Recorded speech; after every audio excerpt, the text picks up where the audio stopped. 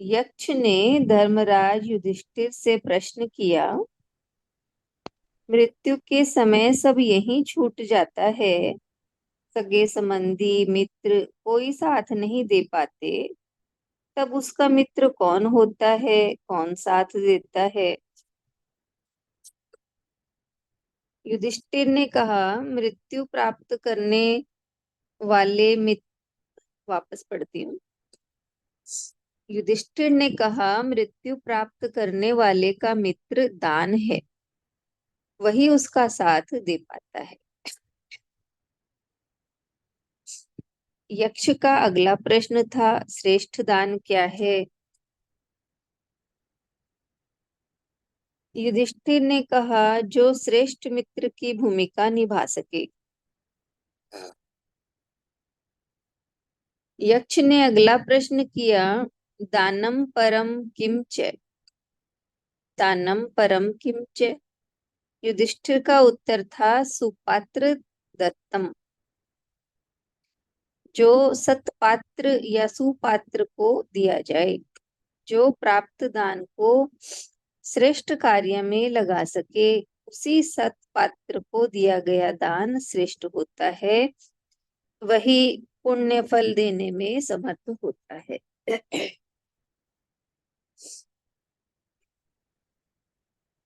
दान को धर्म में एक जरूरी और श्रेष्ठ कार्य बताया गया है। अर्थवेद में कहा गया है, अथर्ववेद में कहा गया है, शतहस्त समाहार सहस्त्र हस्त किरम, अर्थात सैकड़ों हाथों से कमाओ और हजारों हाथों से बांट दो। ऐसा भी कहा गया है कि जो संपन्न व्यक्ति अपनी संपत्ति का भोग बिना दान के करता है, वह श्रेष्ठ व्यक्तियों की श्रेणी में नहीं माना जा सकता। कबीर ने कहा है कि अर्थ की शुद्धि के लिए दान आवश्यक है। जिस प्रकार बहता हुआ पानी शुद्ध रहता है, उसी प्रकार धन भी गतिशील होने से शुद्ध होता है। धन कमाना और उसे शुभ कार्यों में लगा देना अर्थ शुद्धि के लिए आवश्यक है। धन का संग्रह, धन का केवल संग्रह ही होता रहे तो संभव है एक दिन उसी नाव की तरह मनुष्य को डुबो देगा जिसमें पानी भर जाता है। दान धन को गतिशील सामर्थ्यवान बनाता है। जिस पानी की टंकी से पानी निकाला ही न जाए, उसमें आने वाले पानी का स्रोत भी ठंडा पड़ जाएगा। जब पानी वितरित होता रहता है, तभी टंकी में जल आने की गुंजाइश रहती है। स्वामी रामतीर्थ ने कहा था, दान देना ही आमदनी का एकमात्र द्वार है।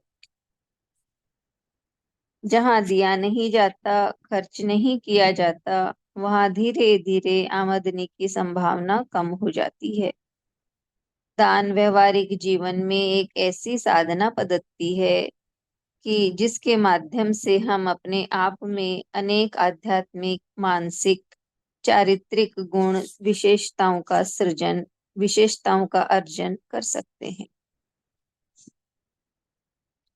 विक्टर ह्यूगो ने कहा था, जो जो धन की थैली दान में खाली होती जाती है, त्यों त्यों दिल भरता जाता है।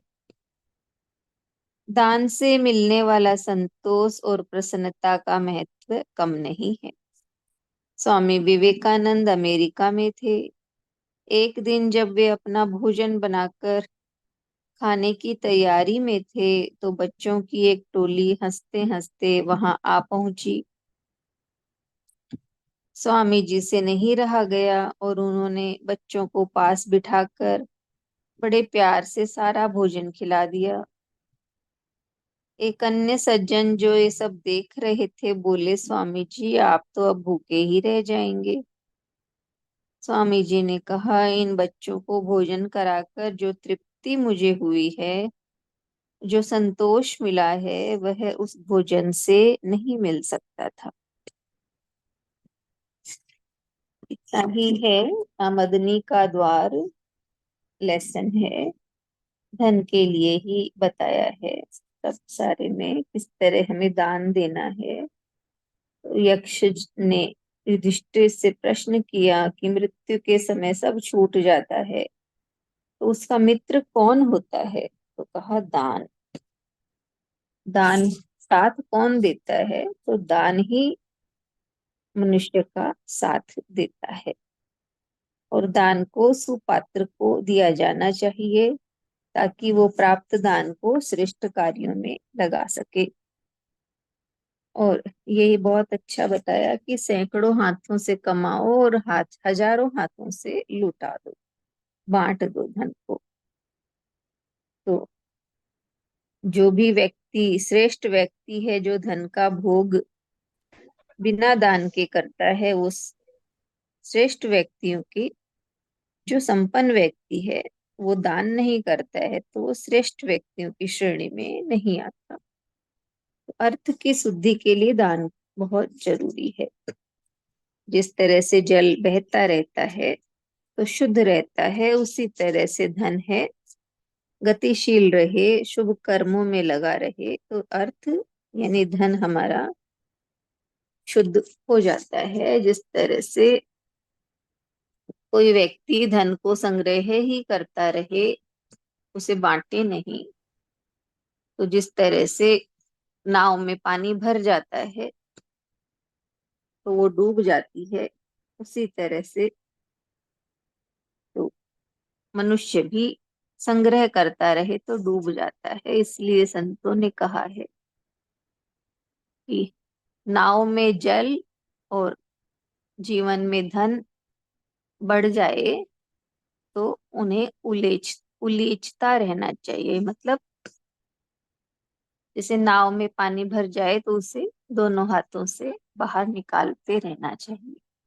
इसी तरह धन जीवन में आए और नाव में जल आए तो दोनों को उलीचना है हमें।